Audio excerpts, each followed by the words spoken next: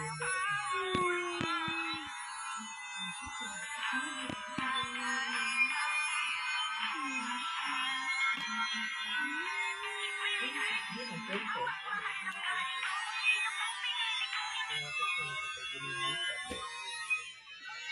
iniwan na daw. Iba yung isa, iniwan na yan. Yung isa na nandoon, na lalaki, iba yung tilak-tulakan ko. Ito yung last na kasama.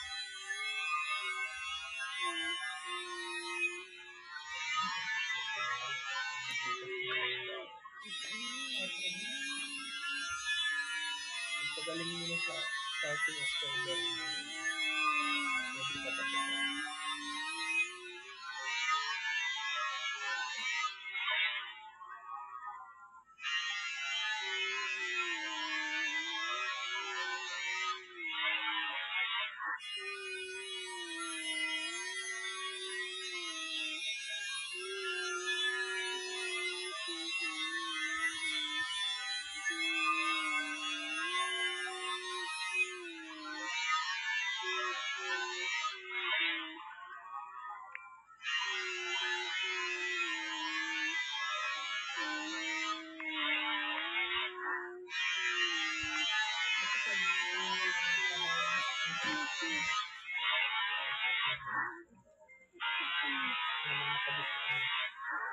Sinasok ko naman sa ano yun. Kaya ako mag-ipag-coordinate kasi wala ko mga kontakto. Ano yung mga yan.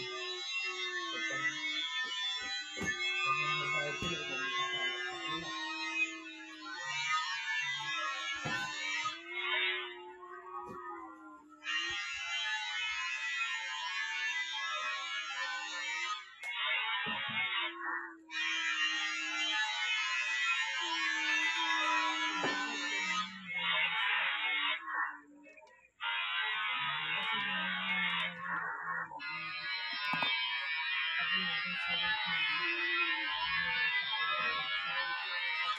Sabi niya, wala naman siyang pag-vitamins kasi ito yung alam niya. Ang trabaho ko, hinit pa naman daw. Ang trabaho ng araw. Kasi nung kailangan na high school. Kaya hayaan niyo huwag niyo siyang pag-multivitamins. Dahil papa-vitamins ko. Ano yun?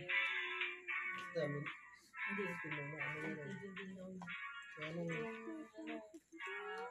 Ascorbic Ascorbic acid, vitamin C. Tapos yung B-complex na lang. Tapos yung ibuprofen para anti-inflammation kasi nahihirapan yung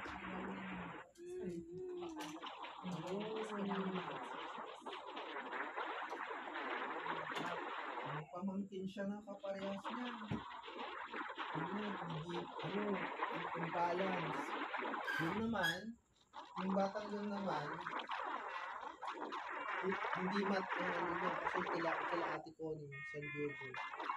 Ang strength nila, communication. Ang strength nila, literature sa kanila. Ganun naman kasi pero meron, ganyan din na hindi makapag-start ng pero dati daw, nagpakita daw siya, early age of 5, nagpakita daw siya sobrang talino. Pero nung nag-pandemic, yun, nababad sa cellphone. Yun, nag-delay yung speech na dito kasi hindi na namin yung phone. Yung pangalan yung attention. Ako na kasi yun, in-stop mo yung pandemic. Kasi in-stop mo pa isa-isa. Pero yun, nagtatantrums, hinahanap ng tablet, nagtatantawa, in-stop mo na